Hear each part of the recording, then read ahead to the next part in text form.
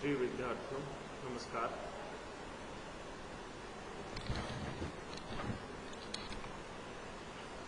इस वीडियो में हम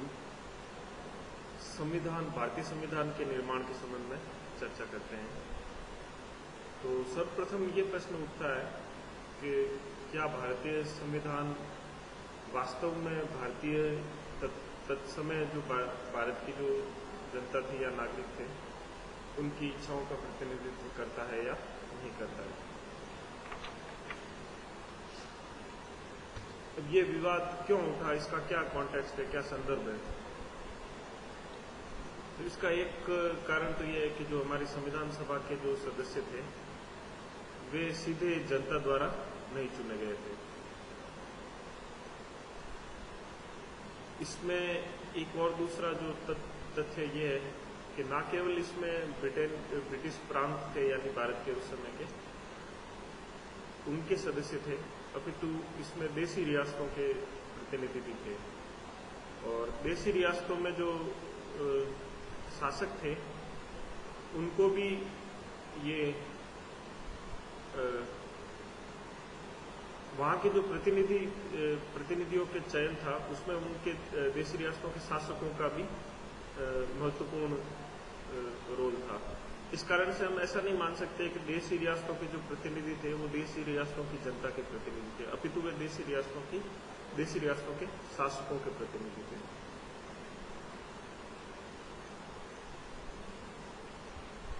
और जो ब्रिटिश प्रांतों से भी जो सदस्य थे वो सीधे जनता द्वारा न चुने जाकर वहां के जो विधायक थे उनके द्वारा चुने गए थे।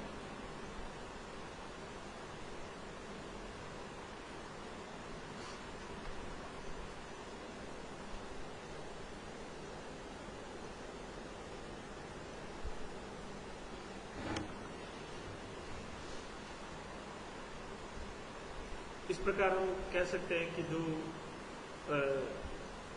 सदस्य थे संविधान सभा के वे भारतीय जो जनता थी उसके बहुत ही छोटे से भाग के प्रतिनिधि थे, क्योंकि जो संविधान सभा के जो सदस्यों का जो चुनाव था वो सार्वभौमिक वयस्क मताधिकार के आधार पे नहीं हुआ था। उनका चुनाव मुख्य रूप से जो कैबिनेट मिशन था 1946 का उसके द्वारा जो मॉडल दिया गया था, यानी कि प्रांतों के जो विधानसभाओं के जो जनप्रतिनिधि है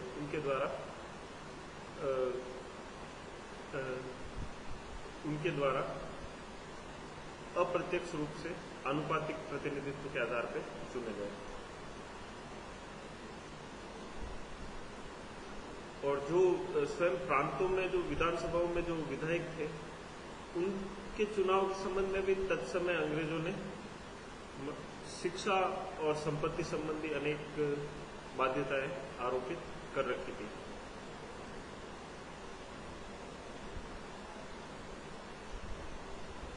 और एक अन्य जो आरोप लगाया जाता है वो ये है कि संविधान के निर्माण के पश्चात भी इसे जनता के अनुमोदन के लिए अर्थात जनमत संग्रह के लिए नहीं रखा गया और स्वयं संविधान सभा ने ही इसको अपना के इसे पूरे भारत पे थोप दिया। क्योंकि सामान्यतः ये परंपरा रही जैसे कि फ्रांस आदि देशों में कि जब संविधान बनता है तो उसे संविधान सभा के साथ साथ आम जनता के अनुमोदन के लिए जनमत संग्रह के लिए रखा जाता है।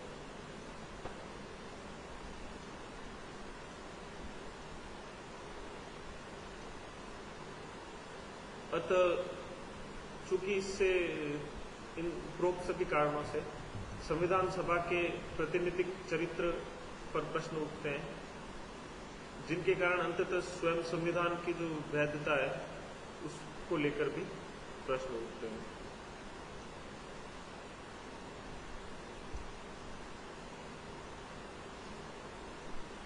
इसके साथ साथ कई आलोचक ये भी आरोप लगाते हैं कि भारतीय संविधान प्रमुख रूप से तत्कालिक जो भारत की प्रमुख राजनीतिक दल था भारतीय राष्ट्रीय कांग्रेस उसकी विचारधारा पर ही आधारित है। ऐसा कहा जाता है कि संविधान सभा एक पार्टी की ही सभा थी। इसमें कांग्रेस का दबदबा था, हालांकि अन्य पार्टियों के भी कुछ सदस्य थे, परंतु इसमें दबदबा कांग्रेस पार्टी का था। और साथ ही इस संविधान सभा के जो प्रतिनिधिक चरित्र है उस पर आक्षेप लगाते हुए जो उस समय के जो ब्रिटेन के पूर्व प्रधानमंत्री और प्रमुख राजनीतिज्ञ रह चुके हैं विंस्टन चर्चिल, उन्होंने आरोप लगाया था कि ये सभा केवल ब्राह्मणों की सभा है।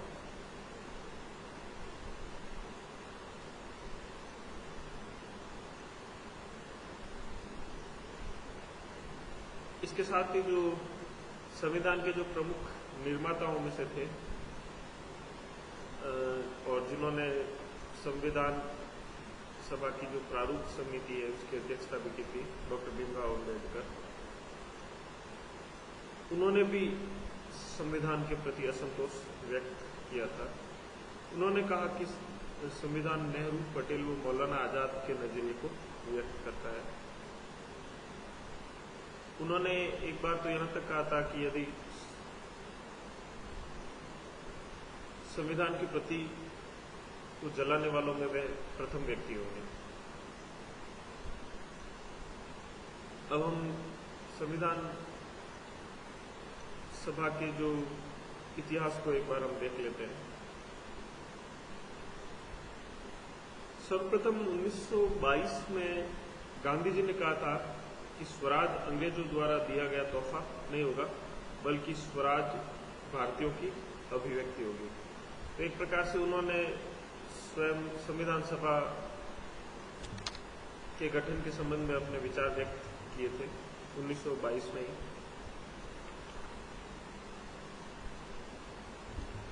तत्पश्चात 1934 में जो कांग्रेस की कार्य समिति थी उसने एक प्रस्ताव पारित किया था कि संविधान, जो भावी संविधान का निर्माण होगा भारत के लिए स्वतंत्रता पश्चात, उसका निर्माण सार्वभौमिक वयस्क मताधिकार के आधार पर चुने हुए सदस्यों से ही होगा।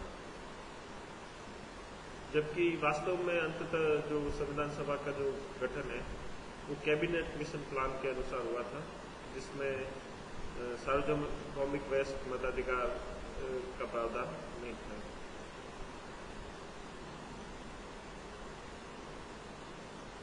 और उस समय के एक अन्य प्रमुख राजनेता थे जयप्रकाश नारायण, उन्होंने भी माना था कि संविधान सभा जनता की इच्छा को व्यक्त नहीं करती। ये तो उन विचारकों के विचार रहे जो संविधान सभा को भारतीय जनता का प्रतिनिधि नहीं मानते। अब उनके विपक्ष में जो विचार है, अर्थात जो संविधान सभा के प्रतिनिधि चरित्र की पुष्टि करते हैं, उन विद्वानों के हम विचार एक बार देख लेते हैं। तो उनमें सर्वप्रथम नाम है ग्रेनविल ऑस्टिन का। ये एक विदेशी विद्वान थे जिन्होंने भारतीय संविधान का गहन अध्ययन किया था और एक पुस्तक लिखी थी जिसका नाम है Indian constitution, A corner stone of a nation. भारतीय संविधान एक देश की नींव का पत्थर।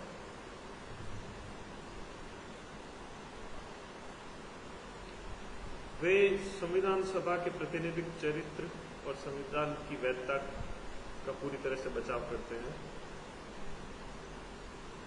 ऑस्टिन ये कहते हैं कि ये बात सही है कि कांग्रेस, ये इस संविधान सभा में कांग्रेस का दबदबा था और ये कांग्रेस की ही एक सभा थी,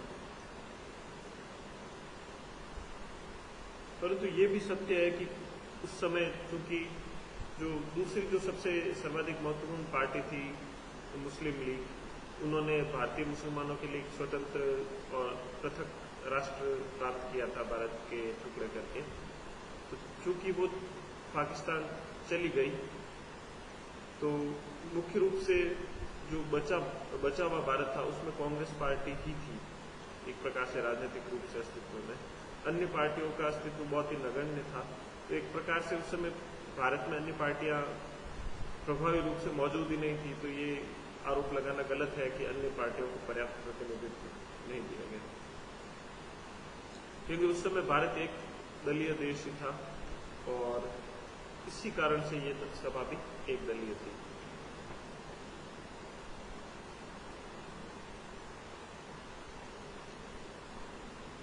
वे जो अन्य तर्क देते हैं वे इस प्रकार है।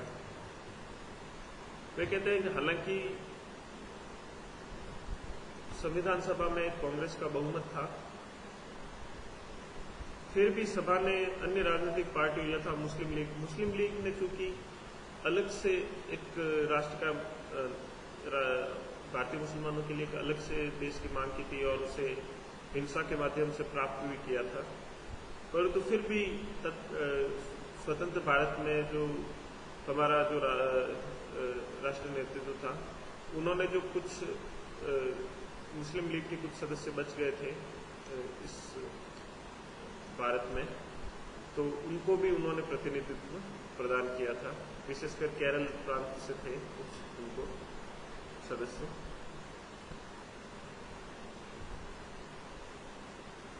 साथ ही जो अन्य राजनीतिक दल थे जैसे हिंदू महासभा और जो डॉक्टर B.R. अम्बेडकर की पार्टी थी रिपब्लिकन पार्टी ऑफ इंडिया, उनके सदस्यों को भी उन्होंने संविधान सभा में शामिल किया था।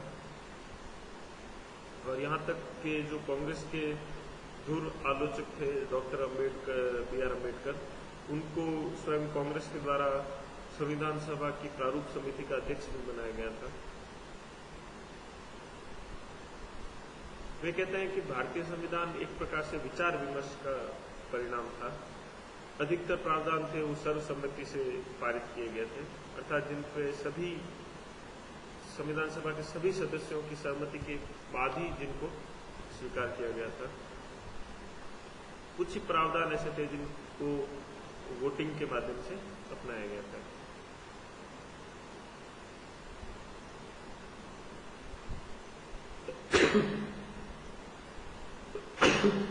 वे एक अन्य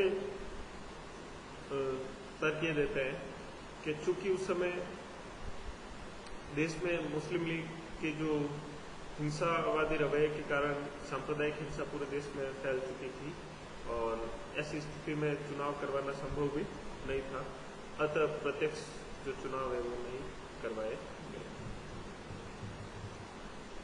फिर ये कहते हैं कि जो संविधान को लागू होने के पश्चात जो प्रथम आम चुनाव हुए थे 1952 में, उसमें जो अधिकतर जो सदस्य लोकसभा के सदस्य बने थे वो पूर्व में संविधान सभा के सदस्य थे, अर्थात उनको स्वयं जब प्रत्यक्ष चुनाव हुआ तब भी जनता द्वारा उन्हीं को चुना गया था।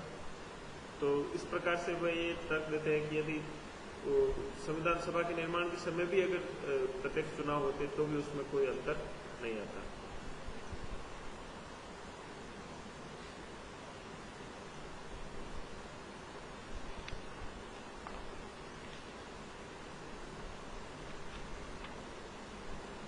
एक अन्य तर्क इस संबंध में यह दिया जाता है कि जो 1973 का केशवानंद भारती वाद था और अभी हाल ही में कुछ दिनों पूर्व ही हिजोली में श्री केशवानंद भारती जी का ब्रह्मलोक हुए वो,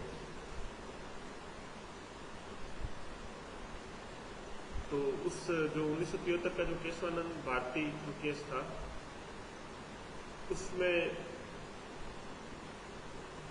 स्वयं सर्वोच्च न्यायालय ने माना था कि जो भारतीय संविधान है वो भारत की जो जनता का प्रतिनिधि है, इच्छा का प्रतिनिधि है।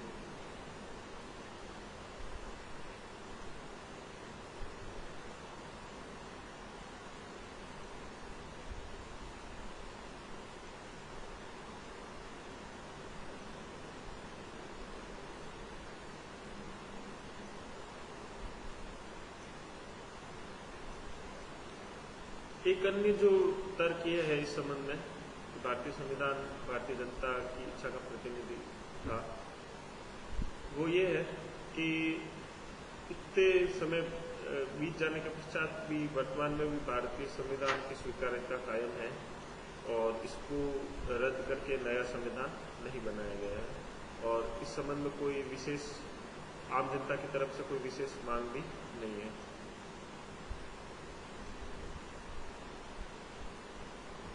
जो गत एनडीए सरकार थी, जो 1998 से 2003 के मध्य थी, श्री अटल बिहारी वाजपेयी जिसके प्रमुख थे, प्रधानमंत्री थे, उन्होंने एक संविधान की समीक्षा के लिए एक आयोग का गठन किया था। स्वयं उस आयोग ने भी ये स्वीकार किया था संविधान में किसी आमूलचूल परिवर्तन की आवश्यकता नहीं है।